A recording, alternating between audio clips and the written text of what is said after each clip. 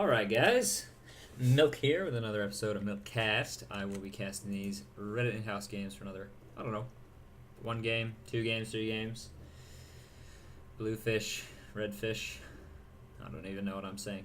I guess, while this game's just going to go ahead and start going, I'll just say, for those of you either watching the stream, I know there aren't many of you because I just turned it on, or those of you who are watching the YouTube VODs, which do get, about 100 hits each.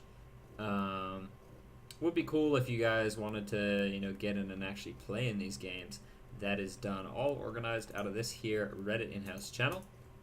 So go ahead, start up your NA client. You click this button here. This is your friends list. You click the button to the right of friends. Click create or join a chat room.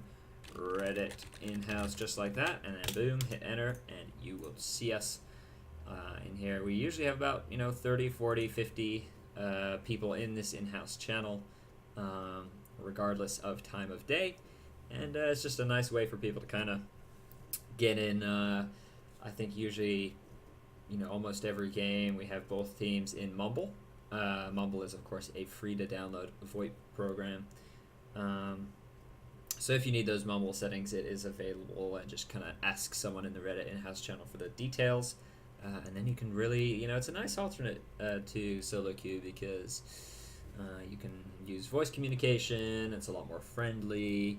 It's a lot more, I feel like, as long as you don't really have a game where people just kind of want to take it a bit less serious, they are also a lot more competitive, I would say. So, just all in all, it's a very nice kind of break from solo queue for most players. These team captains are taking about 3 hours to go over the band stage. We do see the Gangplank and Ash Band by Poopstar. I don't really know what that's all about. And York. Oh! Poopster, I see what you did there. I'm gonna message you and say, really now, Poopster? Where are you? Oh. So, yeah, there we go. He had a little message for us with those bands. So we have Gay Sun. Sorry, Optimus Tuna. You really did spell out a very interesting, compelling message there. And Poopster, you have the Poopster. You got the humor of a 12-year-old. Then again, I am the same, because yesterday I spent pretty much the entirety of our in-house game talking about Panis and Kwanzaa. So, 2 words which really have no meaning, yet for me, for some reason, intrinsically, I find them hilarious. So, so there we go, Poopster. You've clearly, this just describes the sort of legitimacy of these in-house games, if rather than actually banning, either just kind of strong champions like a I don't know, a Shen or a Nautilus, something like that, champions who just generally have high win rates or are considered overpowered, something like that. Nope, he'd not only do that, he'd also not want to do any targeted bans like Shreve plays a mean Riven. Nope, he'd rather just spell out the word gay. So, congratulations, Poopster. Here is your EED. That's the elementary school equivalent degree. Congratulations, you graduated, and join the rest of us at the middle school level of humor, if you will. At any rate, I am gonna go ahead and start taking a look at these these picks. Obviously, Jamal Sun maybe gonna go for that jungle Singe, which we've seen him do a fair amount. But maybe not. Who knows? Lux was the first pick for blue team. Probably going to go ahead and go mid. Purple team immediately picking up that Varus Soraka. I don't know if that's going to be a Varus Soraka bot lane. I assume, Varus is almost always played down bot lane. I think a couple players were experimenting with him as an AP mid when he came out. I know I saw Big Fat GG doing that. That was about a month ago, I think, the Varus came out. But yeah, I mean, really, he is just super, super strong bot lane. However, we also see Corki not yet locked in, but does appear to be picking. Nope, he's going to go ahead and switch that. We do also, oh, this is interesting. We saw the Rise picked up.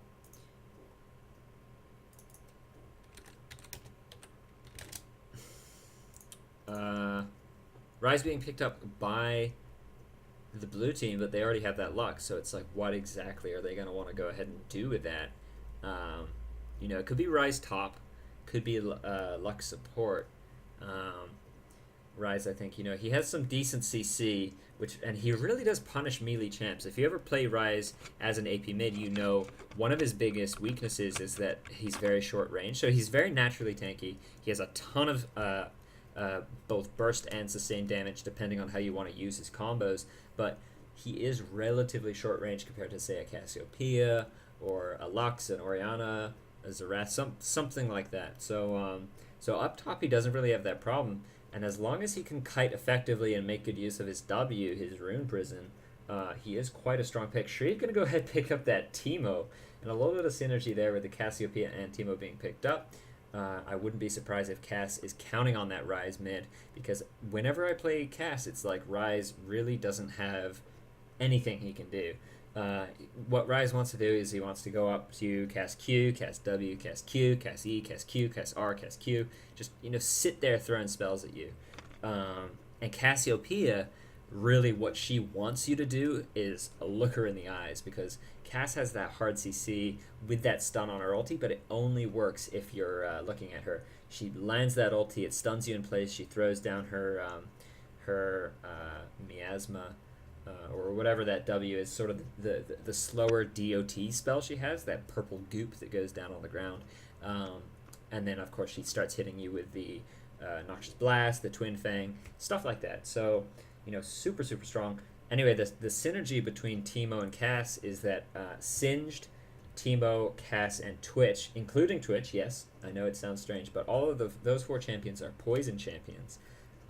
Even though Twitch's passive doesn't have that same effect, it will actually it will count as a poison sort of debuff. And then Cassiopeia, of course, any poison target she can apply her E to, which is interesting. There's a Nivea in this game, and there are a number of sort of frost-based champions, like, say, a Sejuani or an Ashe, Rylai's Crystal Scepter, Frozen Mallet, but they don't actually apply Anivia's E, which deals double damage to kind of iced, frosted targets. However, Cassiopeia with that Twin Fang will reset the cooldown on a poison target, which is huge, So obviously a good cast is just going to be landing those Qs and Ws to set that up for herself, but having a Teemo there to kind of help you out is not a problem. Jax, by the way, being picked up as the last pick on purple team, is going to be heading into the jungle, and what that means is that we are going to see Singed against Jax in the jungle. We're going to see with 90% certainty it's going to be a Lux Ezreal bot lane. Poopster is going to go ahead, head up top as that solo top Lee Sin. Kind of going to want to channel Voyboy this game, see what he can do. And then it does look like we're going to see Ryze mid against Cass. I'd say that does go in favor of Cassiopeia, but, a good Ryze, obviously, we shall see. Porkspank, by the way, I have some insider information from Poopster that he is a founding member of Team Poop, which I believe they may not be undefeated, but they're either like 8-0 or 7-1 or something like that in that Reddit in-house sort of milkcast league I was doing about 3 weeks ago. So that is cool. It's going to be the sort of the founding member versus, I'd say, maybe the most prominent member of Team Poop. So we shall see how that goes. So just once again, it is likely going to be a Varus Soraka bot lane, although maybe I would love to see Cassiopeia Teemo, which is a very fun lane if you want to do that in normals with your friends. Super, super, super high damage, super good bush control post 6, but it doesn't have very much sustain, it's very mana hungry, etc. So, not really the most competitive lane, but it's a ton of fun. Teemo just gets the auto attack in, Cassiopeia maxes her E, throws down those E's. Ooh, boy, is that brutal. So anyway, it is going to be, I would say, Varus Soraka bot lane heading off against that Ezreal Lux, Ryze mid against Cass, Teemo top against Lee Sin, and then, of course, the jungle Singed. Picking up that exhaust, actually, but he will be going against that Flash Smite Jax. So, 38 seconds left here on this 3-minute spectator delay, and we shall see exactly how things go. Hopefully, I'm sorry.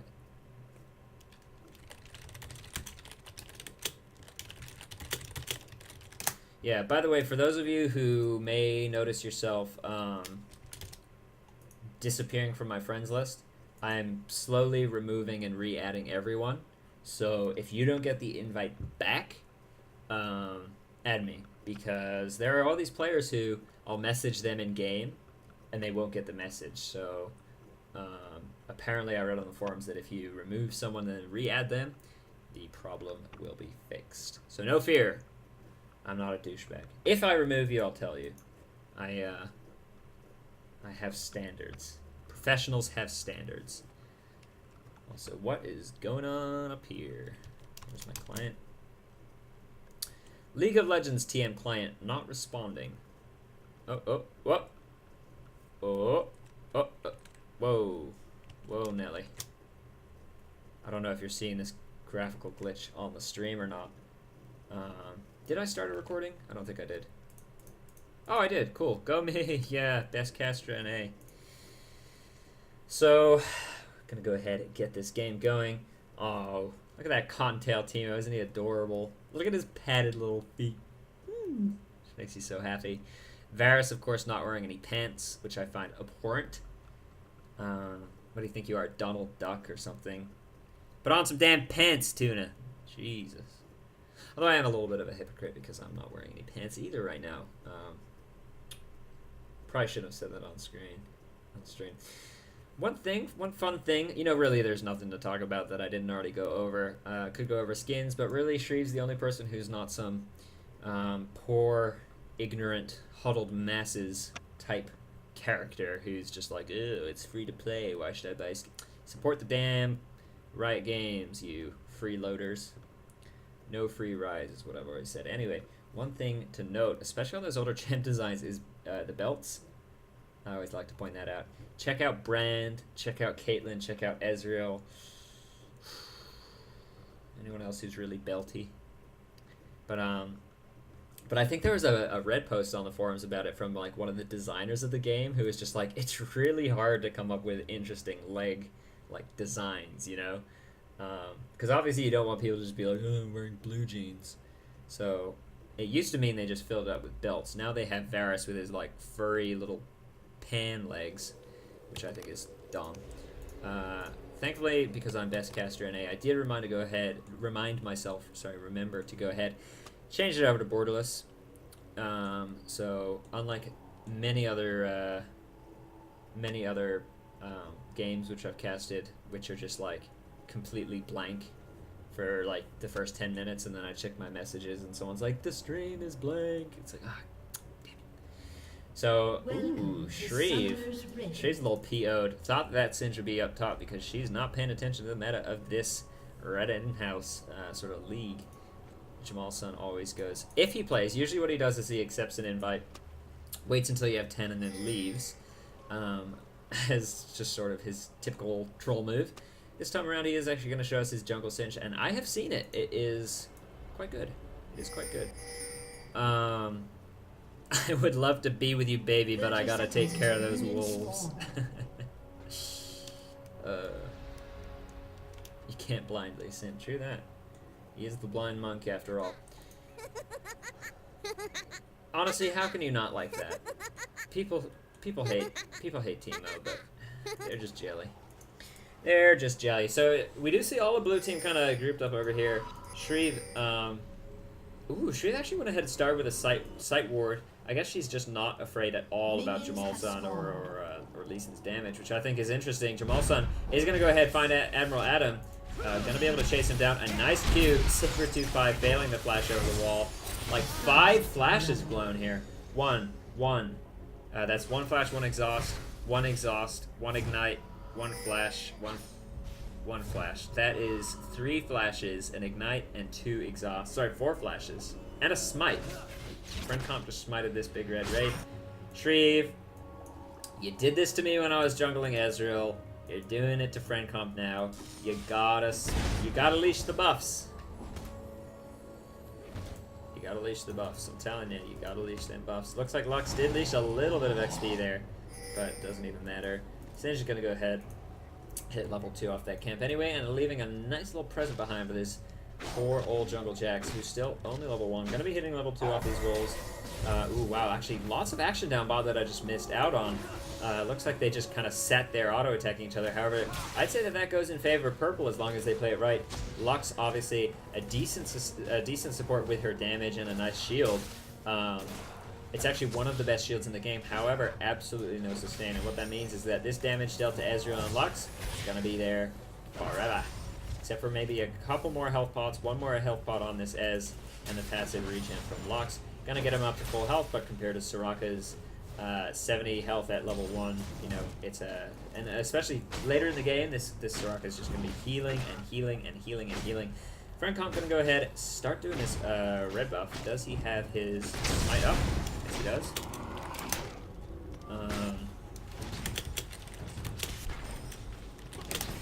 So, let's see here. Francomp has gone ahead and hit that, actually, wow, Jamalson gonna go ahead and take both blue buffs, not deciding to give that over to Rise. I would estimate that was probably about halfway down when he got there. No, less than half, much less than half. But at any rate, it looks like Jamalson is gonna go ahead and hit up top. If you check out Shree's vision, she does have a ward there, so it doesn't even matter. She did do that cloth, 2 pots, 1 ward, 3 pots, 1 ward start. Ooh, and this could be bad because Francomp does have that red buff. There's the flip.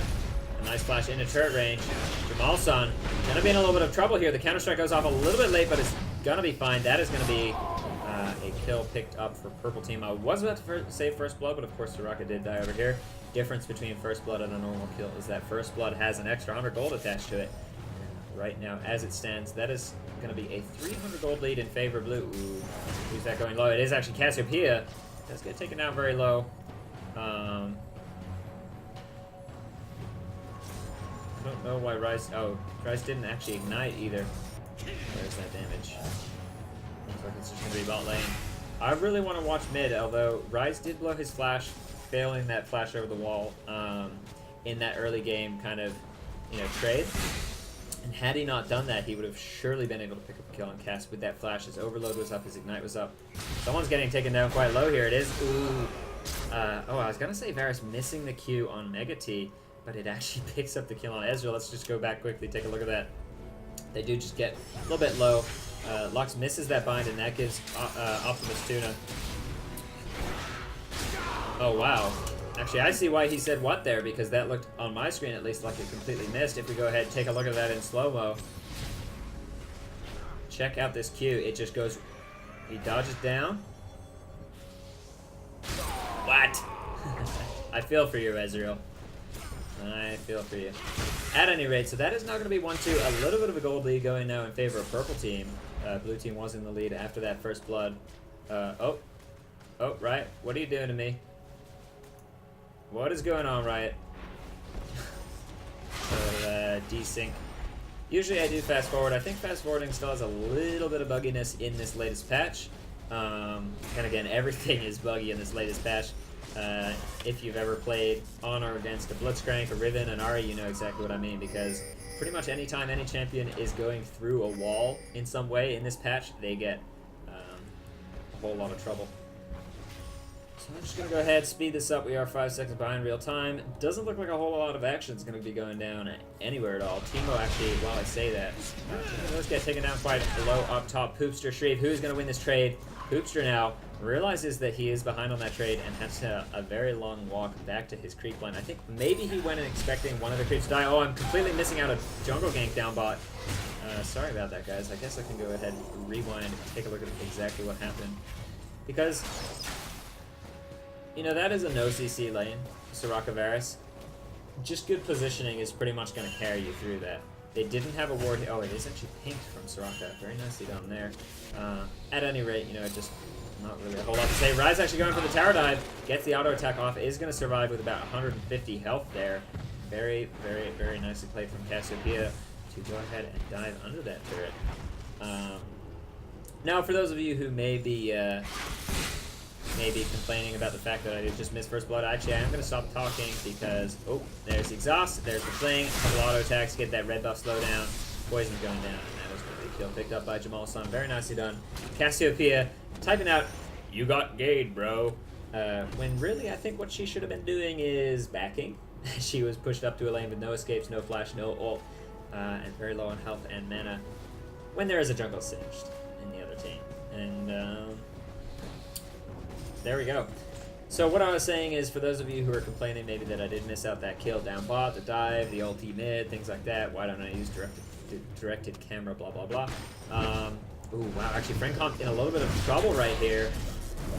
Although he's safely going to be able to use that leap strike to get over to those minions. Anyway, the reason I don't use directed camera is that I like to talk about what I see on the screen, and directed camera takes that control away from you. So, oh my god. I should probably not talk about how it's okay that I miss kills when I miss a kill. Looks like Poopster's just going to bait Shreeve. Ignite is going to go down. The kick's going to go down. There it is. There's the kill picked up. Poopster did step on that shroom and survive with about 60 health, though. Absolutely no problem for him. Cassiopeia going to go overtake blue, I presume. Sinch is around, though. Cassiopeia needs to be careful that she doesn't go the wrong way back towards the lane. This could be trouble for her. Oh, Cass. Yep. Pretty much, if you're taking your blue buffs, be safe. If the enemy is not sitting mid, if the jungler is not accounted for, if you don't have any wards, just go ahead and back off. I mean, they even had this ward here where they saw both Singed and Rise go through, unless they went through lane. I'm not quite sure. And not really, I don't really care enough to go back and take a look. Because at any rate, that could have been avoided by just Cass going sort of the long way round, the longer way round. Play it safe, save your blue buff. It lasts for, 4 minutes. There's 4 minutes. There's no reason to lose that so freely. And just, walking around when you have neither flash nor ulti up is just, that's a recipe for trouble. So it's fine to do, it's fine to walk through there as an AP mid, especially against Rise, who's less bursty. You kind of have a chance to fight back as Cassiopeia. But doing it without ult, doing it without flash, doing it without ignite, really not the way to do it. So that is going to be a free blue buff picked up for Rise, and Singed also has one of his own, because I believe right after they stole that, he went over and took his own blue. Looks like Jack's going to go for a little bit of a gank up top. The pings go back because they do have it all warded. Hundreds of pings, thousands of pings. Luckily, Lee Sin didn't actually step on that shroom, which would have maybe given a purple team a chance for a kill.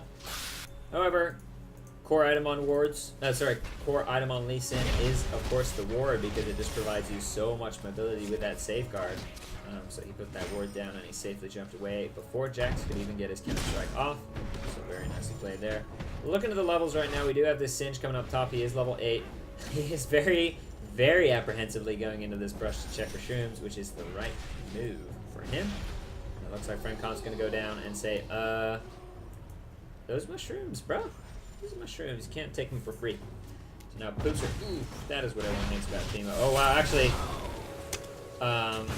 one complaint about the spectator mode I have for status quo is that ping noise you hear when an enemy gets low should really be used every time someone uses their ulti.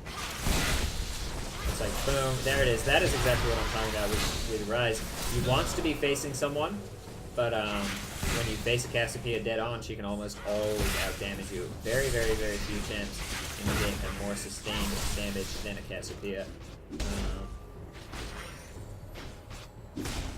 Trying to think of any. Fizz? I know Fizz probably has the highest sustained magic damage in the game. Yep.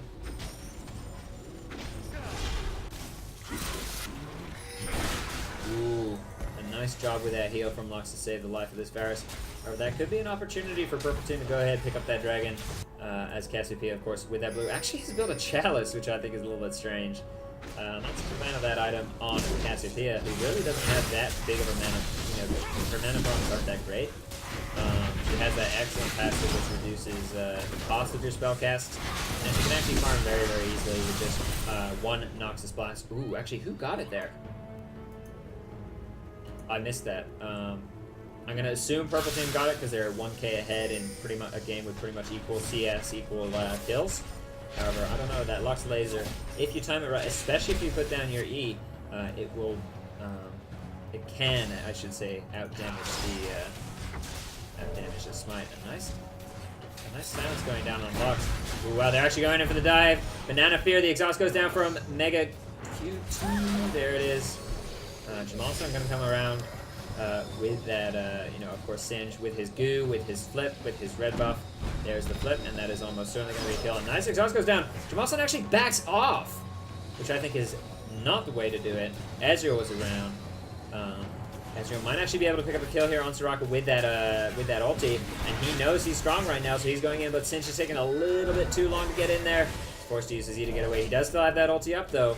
However, Soraka, by now, got the cooldown off her 20-second heal after she used it in that turret dive, and is going to go ahead. Ryze actually forced to flash away.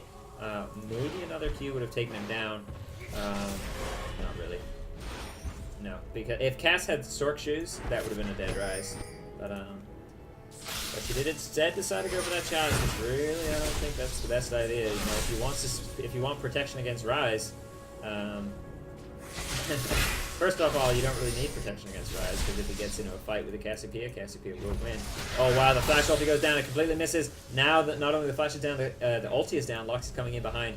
Has, of course, that light binding up, has that Lucent Singularity. Now, Cass, what are you going to do here? You're standing right in the middle of an E. Nice light binding from Lux. Not only trapping Cass in place with that Lucent Singularity, able to provide vision in that brush without them face checking in, so that Ryze can just nicely waltz up, cast that overload, and pick up the kill. So, looking at the lanes right here now, we are going to see a little bit of an advantage, I want to say, down bot. 201 78 CS Varus compared to the 71 CS 011 Ezreal.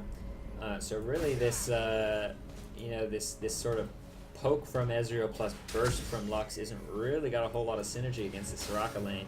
And after an early kill picked up by Varus, even though they had popped both the summoners of this Soraka at level 1, not quite able to go ahead and get a kill there. Cassiopeia, I think, a little bit angry that Frank Comp went ahead and stole away that blue. Although I wasn't really paying attention. I don't actually know. Maybe Singe was trying to go for it, and Jack smited it thinking he was in the area. I really don't know.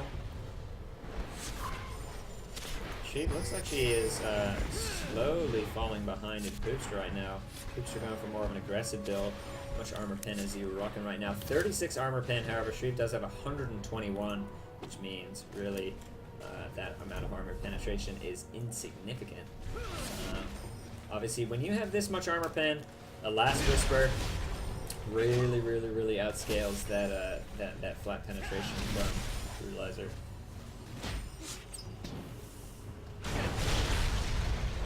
Wow, Poopster going in, trying to get that the Tempest off by safeguarding to a minion, which was a nice move, but it didn't really work out. Shreve is just so dominant right now. Jamalson is very surreptitiously clearing these wards. He has had this Oracles for a while. Oh, well, friend Comp very well read for that situation. He knew Jamalson was going to kind of go in there and try and get some more free farm from those wards and mushrooms. Poopster goes in for the save. Jamalson dropping down just below 100 health. Very nicely done with that save from Poopster, safeguarding over, and using his Dragon's Rage to go ahead, kick the enemy. We're all nicely lined up for him. Oh, although Cassiopeia in a lot of trouble right now. The ulti goes down. She's going to live with just 88 health. She is rushing that Athene's Holy Grail item, the new item. I think it is quite good. I just don't think that it is a very good item to rush on Cass. My experience with Cass, and I have played a lot of her since Season 1, is that a couple Doran's items and a blue buff every so often is more than enough. She pushes so hard. Oh, I'm going to stop talking now because Lux and Ezreal are taking so low down bot lane. Varus does get that heal buff, which is going to get it up to 168 armor. The Lux laser is used, and then here's the die that we want to see. Soraka picks it up with a nice banana. Banana also surely going to fall down. A nice ulti from Optimus Tuna, locking Ezreal down in place, and there's going to be a 2-for exchange. Ryze is, meanwhile, heading down bot. Soraka is in a little bit of trouble here. I don't think they can really do a whole lot against this Ryze, although maybe they'll prove me wrong. Is she going to be able to put that silence down on Ryze? Ryze flashing into that brush, trying to get a full combo off on a Varus. Varus, though, holding his ground, and it's just able to deal so much damage. Soraka gets the killing spree, and the blue buff picking up that kill. When you see a Soraka go for those go pick up those kills. It is just the most hilarious thing. Shreve and I duo queued. I was something like 13-14-0 as Ari. We were assaulting the enemy base. It was like 25 minutes in. It was one of those games where you just snowball out of control. You know you're going to win. I'm sitting there. I start casting my ulti. I get them all low. One star call from Soraka picked up a triple kill. So, Optimus Tuna, I know your pain. Them supports, man. Them KS and supports. Would be nice to see her pick up an Oracles. To kind of, offset maybe a little bit of that that map presence that Jamalson's picked up. He has had this Oracles for ages here. Deciding to not actually go ahead and pick up his Wraith. There's only one Wraith there. Teemo does get taken quite low. Ignite was used from Poopster. Turret is down though, and once Shreve builds that Frozen Mallet out of that Phage, it is going to be a very, very, very scary lane for Lee Sin. Ooh, actually, Friend Comp, I missed that. He just soloed Dragon. 18 minutes in the game here. Very nicely done. Next Dragon will be respawning around 24 minutes in. And about a 5k gold lead in favor of Purple Team. They have the kill advantage, which is obviously nice, but compared to the amount of gold that they've got from this turret, 2 dragons, and just in general, the CS advantage is huge. Varus actually picking up a Ginsu's Rage Blade. For those of you watching this stream who maybe don't know about that item, because really it's not an item you see every day, it is the most gold effective non-stacking item. So pretty much what that means is that an item like a Magi Soul Stealer is around 1,235 gold, and at 20 stacks it provides you with 15% CDR and some ungodly amount of AP, 200 AP, something like that, I don't even know. But the thing is, that requires stacks, which requires kills. So if you look at Ginsu's Rage Blade, it stacks up for every auto attack or spellcast you do. So even if you die, you're not going to lose those stacks. Those stacks are built up just by auto-attacking. And it provides you with a ton of AP, a ton of AD, and a huge amount of attack speed. And it is actually very cheap. It builds out of a Blasting Wand and a Pickaxe, and it provides you with, hundreds of AP, some nice attack speed, some nice AD. And for such a cheap item, it is the most gold-efficient item in the game.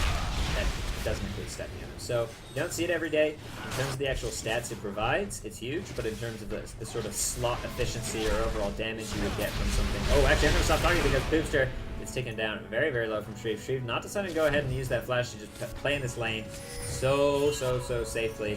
Not chasing those kills. You can see she's only 0-1-1, but she's just dominating this Lee Sin right now. 22 CS up, has pushed all the way into turret. Oh wow, Ezreal goes down and almost certainly going to go down. Let's just go back, take a look at that, exactly what happened there. I suspect it was just a nice ulti from Varus, able to lock down Optimus Tuna. Oh, there it is, and just so much burst damage. Not only that, but the Ezreal was silenced by Soraka, doing a very nice job. And if you take a look, his flash was actually up. So the combination of that Varus ulti followed by Soraka silence is like 2.5 seconds where he can't flash away. So nicely done from him. Jamalson's still holding on to that Oracle's Elixir, which he has been doing for quite a while now. Comp gonna go ahead. Oh, actually jumps back in with a Leaf Strike.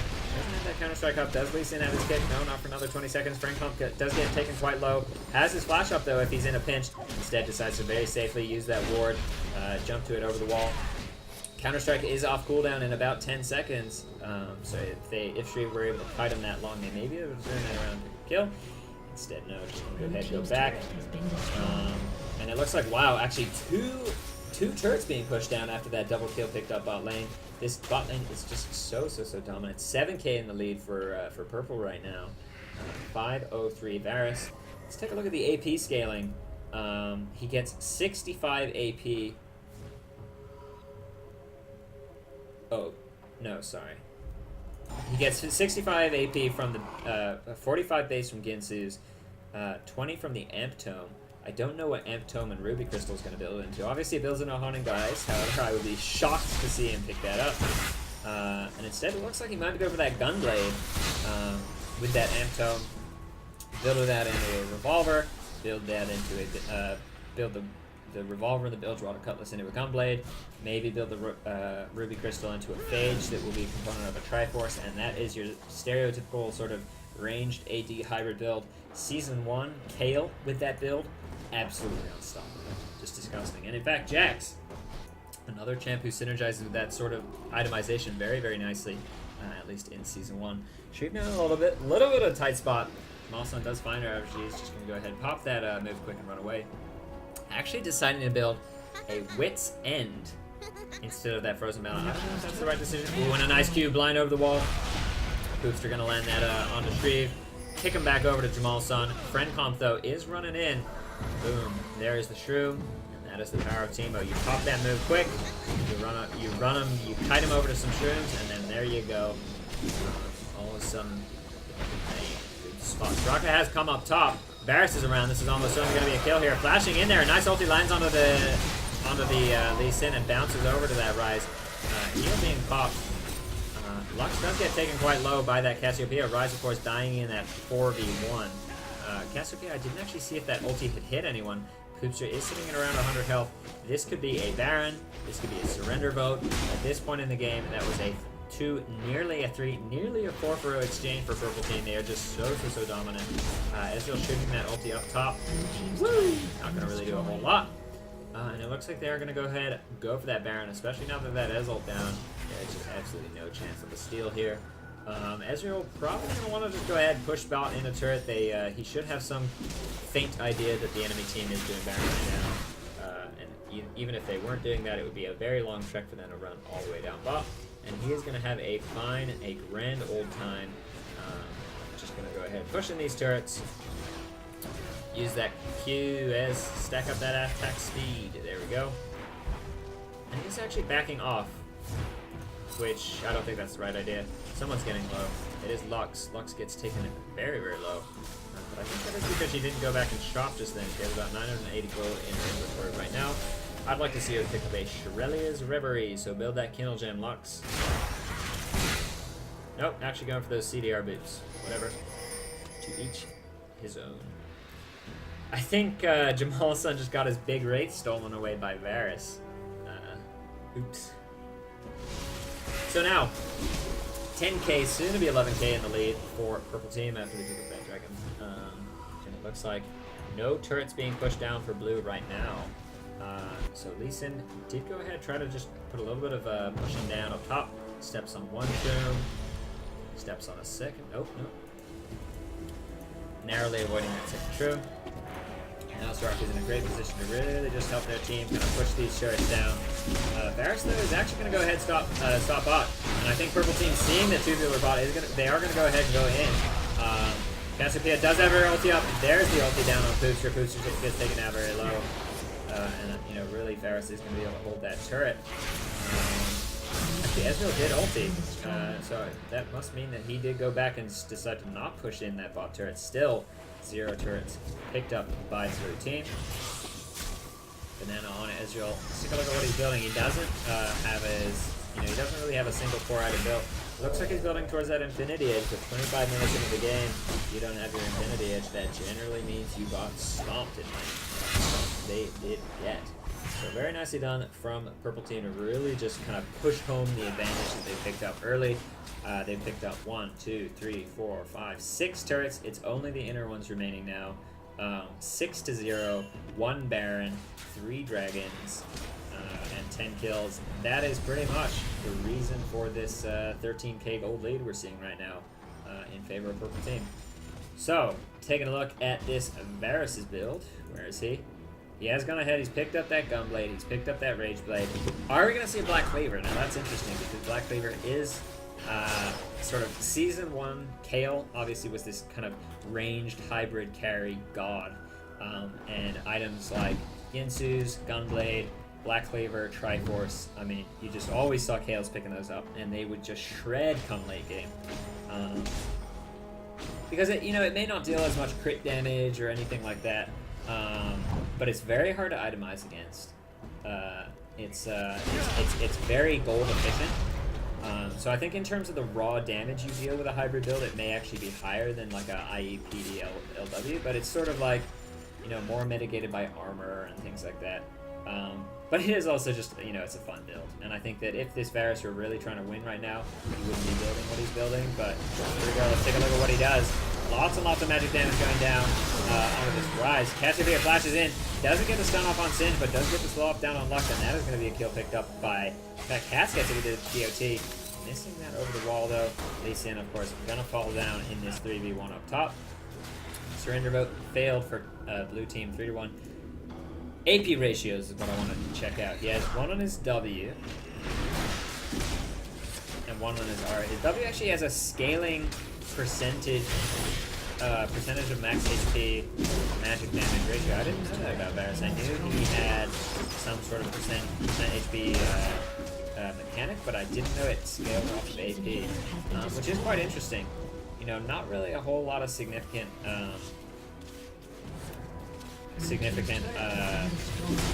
know, it's not really significant AP scaling, but it's interesting, you know, and it's sort of like for a fun quirky build, yeah, sure, go for it, why not? Any AD carry with a couple AP ratios, you're gonna have a blast building this sort of hybrid Gunblade Rageblade build. I recommend it on Ezreal, on Corki. It's a lot of fun on Misfortune, Tristana.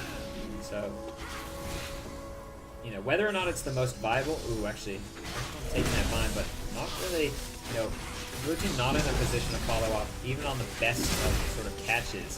And as a result of that, you can see the AD carry just going to go ahead and 1v1 this Rise. You know, wow. The Lux Laser does manage to pick. Wow, actually, Lee Sin doesn't get stunned there. It's likely going to go down to this DOT from Teemo, or Cass, whoever that is. Banana just really struggling to get that damage done. Rise, however, there's the damage. Picking up one kill on Soraka. Optimus Tuna on Varus is quite low. So far, that is a 3-for-3 exchange. Rise actually picking up a double kill. Oh, wow. And are they going to be able to get the Rune Prison off? There's a kill picked up, and that is finally going to be the GG. Very nicely done for Purple Team. Such a snowbally game. 8-23 is the final score. About 18k gold in the lead. So, I guess the moral of the story is that, you know, Raid play Gunblade OP, and that everyone listening to this stream should go play AD carries in ranked games and do this build. You'll thank me later. Ooh, Shreve.